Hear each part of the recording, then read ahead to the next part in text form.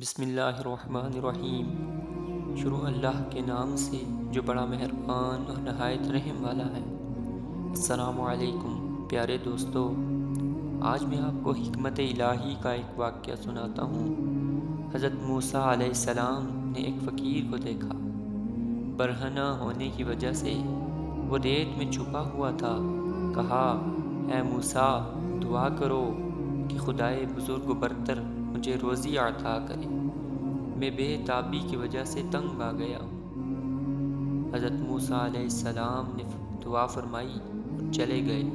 چند دن بعد جب واپس ہوئے، اس کو دیکھا کہ گرفتار ہے اور لوگوں کی بھیڑ اس کے اطراف ہے۔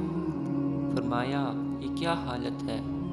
لوگوں نے کہا، شراب پی ہے اور جھگڑا کیا ہے اور ایک آدمی کو مار ڈالا ہے، اب قصاص کا حکم دیا گیا ہے۔